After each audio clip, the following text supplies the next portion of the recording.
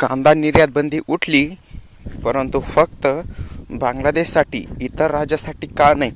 काय आहे शेतकऱ्याचं कारण? शेतकरी मित्रांनो, याचं कारण सविस्तर बघणार आहोत या व्हिडिओमध्ये। केंद्र सरकारनं अखेर अंशतः कांदा निर्यात बंदी उठवली आहे। कांदा निर्यातीबाबत केंद्र सरकारनं अधिसूचना जारी केली आहे। त्यानुसार बांगलादेशमध्ये 50,000 मेट्रिक टन कांदा निर्यात केला जाणार आहे। मात्र अंशतःच कांदा निर्यात बंदी उठवल्यानं व्यापारी वर्गात नाराजी आहे। केवळ बांगलादेश पुरतीच निर्यात बंदी उठवल्यानं नाराजी कायम आहे। तर सरकारने फक्त बांगलादेशमध्ये निर्यातीला का परवानगी दिली, दुसरीकडे का दिली नाही, हेही बघणार आहोत। तर मित्रांनो, यासाठी शेवटपर्यंत व्हिडिओ बघा, हीच विनंती असेल। 50,000 मेट्रिक टन कांदा निर्यात करणार बांगलादेश, म्हणजे आपल्याला फक्त बांगलादेशला कांदा पुरवायचा आहे, पण दुसऱ्या राज्यांनी ही मागणी केली तरी का दिला नाही?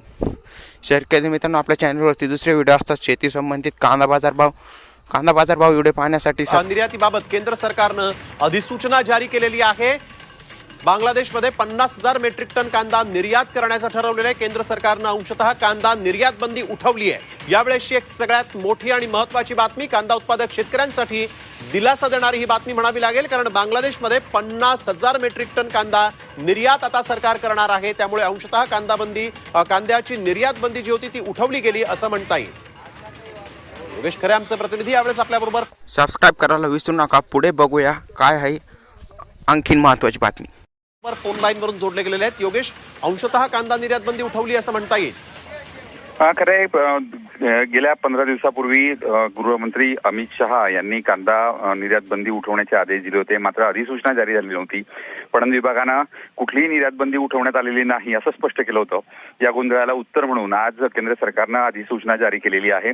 त्यामध्ये पूर्णपणे निर्यात बंदी न उठवता त्यांनी फक्त बांगलादेशसाठी निर्यात सुरू केली आहे। बांगलादेश हा सर्वात मोठा कांद्याचा आयातदार देश आहे आणि त्यामुळे या ठिकाणी सर्वाधिक जास्त कांदा हा लागत असतो।